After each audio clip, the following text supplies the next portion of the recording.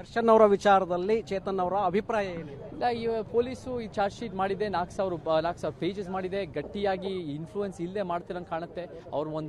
ಭಾಳ ನಮಗೆ ಪೊಲೀಸವ್ರ ಮೇಲೆ ನಂಬಿಕೆ ಇದೆ.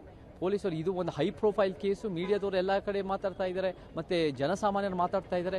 ಇಲ್ಲಿ ಯಾವ ಇನ್ಫ್ಲೂಯೆನ್ಸು ಆಗಿದೆ, ಯಾವ ಒಂದು ಇನ್ಫ್ಲೂಯೆನ್ಸ್ ಪರ ವಿರೋಧ ಆಗಿದೆ, ಭಾಳ ಮುಖ್ಯವಾಗಿ ನ್ಯಾಯ ಆಗುತ್ತೆ ಅಂತ ನಮಗೆ ನಂಬಿಕೆ ಇದೆ. ನಮಗೆ ಆಶಯ ಏನಂದರೆ ದರ್ಶನ್ ಅವರು ನಿರಪರಾಧಿಯಾಗಿ ಆಚೆ ಬಂದು ಉತ್ತಮ ಸಿನಿಮಾಗಳು ಮಾಡಲಿ ಅಂತ ನಮ್ಮ ಆಶಯ. ಬಟ್ ಏನೇ ಇದ್ರೂ ಕಾನೂನು ಕ್ರಮ ಆಗಬೇಕು ಅನ್ನೋದು ಬದ್ಧವಾಗಿರ್ತೀವಿ. ಒಂದು ವೇಳೆ ತಪ್ಪು ಮಾಡಿದರೆ ಶಿಕ್ಷೆ ಆಗಲಿ ಅಂತ ಖಂಡಿತ, ಅದರಲ್ಲಿ ಎರಡು ಮಾತಿಲ್ಲ. ಅದನ್ನು ನಾವು ಹೇಳೋದೇನಿದೆ, ಅದು ಶಿಕ್ಷೆ ಆಗೇ ಆಗುತ್ತೆ. 4,000 ಪೇಜಸ್ ಪೊಲೀಸ್ ಮಾಡಿದೆ, ಮತ್ತು ಅದರ ತಕ್ಕಂತೆ ಕೋರ್ಟು ನಮಗೆ ನ್ಯಾಯವಾಗಿರುತ್ತೆ ಅಂತ ನಂಬಿಕೆ ನಮಗಿದೆ.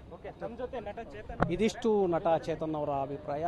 ಕ್ಯಾಮ್ರಾ ಪರ್ಸನ್ ಸಿದ್ದು ಜೊತೆ ಶಿವಕುಮಾರ್ ಜೋಳಿ, TV5 ಬೆಂಗಳೂರು. ದರ್ಶನ್ ಅವರ ವಿಚಾರದಲ್ಲಿ ಚೇತನ್ ಅವರ ಅಭಿಪ್ರಾಯ ಏನಿದೆ? ಇಲ್ಲ, ಈ ಪೊಲೀಸು ಈ ಚಾರ್ಜ್ ಶೀಟ್ ಮಾಡಿದೆ, 4,000 ಪೇಜಸ್ ಮಾಡಿದೆ, ಗಟ್ಟಿಯಾಗಿ ಇನ್ಫ್ಲೂಯೆನ್ಸ್ ಇಲ್ಲದೆ ಮಾಡ್ತಿರಂಗೆ ಕಾಣುತ್ತೆ.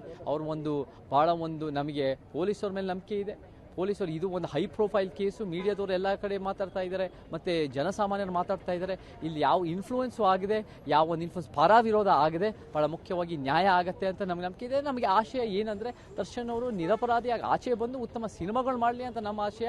ಬಟ್ ಏನೇ ಇದ್ರೂ ಕಾನೂನು ಕ್ರಮ ಆಗಬೇಕು ಅನ್ನೋದು ಬದ್ಧವಾಗಿರ್ತೀವಿ. ಒಂದು ವೇಳೆ ತಪ್ಪು ಮಾಡಿದರೆ ಶಿಕ್ಷೆ ಆಗಲಿ ಅಂತ ಖಂಡಿತ, ಅದರಲ್ಲಿ ಎರಡು ಮಾತಿಲ್ಲ. ಅದನ್ನು ನಾವು ಹೇಳೋದೇನಿದೆ, ಅದು ಶಿಕ್ಷೆ ಆಗೇ ಆಗುತ್ತೆ. 4,000 ಪೇಜಸ್ ಪೊಲೀಸ್ ಮಾಡಿದೆ, ಮತ್ತು ಅದರ ತಕ್ಕಂತೆ ಕೋರ್ಟು ನಮಗೆ ನ್ಯಾಯವಾಗಿರುತ್ತೆ ಅಂತ ನಂಬಿಕೆ ನಮಗಿದೆ. ಇದಿಷ್ಟು ನಟ ಚೇತನ್ ಅವರ ಅಭಿಪ್ರಾಯ.